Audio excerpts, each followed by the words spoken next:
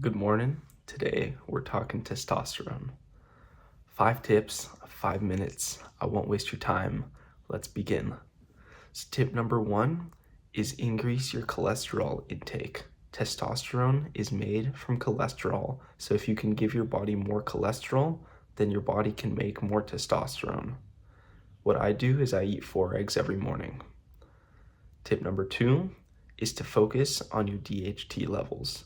DHT is made from testosterone and it's about 10 times stronger than regular testosterone is. It binds to your androgen receptors with much more force, you could say, and so it has a much greater effect on your body. And one selling point here is DHT cannot be converted back into estrogen once it's in DHT form. So testosterone can be turned back into estrogen, but DHT cannot. Now, what I do to increase my DHT is I take 5 grams of creatine every single morning with my protein shake, and I also supplement with sunlight and cod liver fish oil to increase my vitamin D intake. Tip number 3 is to decrease your prolactin levels. Many people think that the opposite of testosterone is estrogen, but that's not true.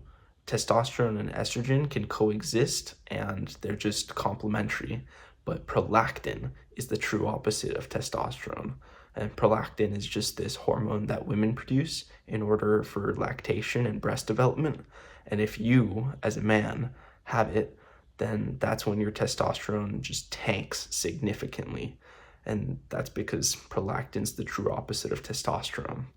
Now, there are many ways to decrease your prolactin levels, but I would suggest going the healthy route and eating foods that are high in vitamin B6 and vitamin E. So for B6, you can do stuff like beef liver, fish, and starchy foods like potatoes, sweet potatoes.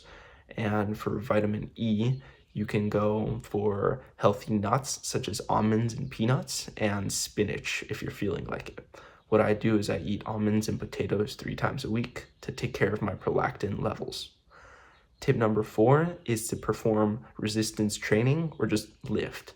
So if you lift consistently, every time you lift, your testosterone goes up just a little bit.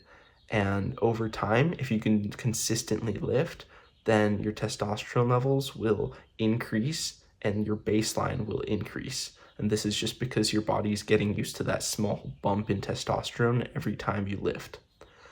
Tip number 5 is to engage in competitive activities like basketball or even chess.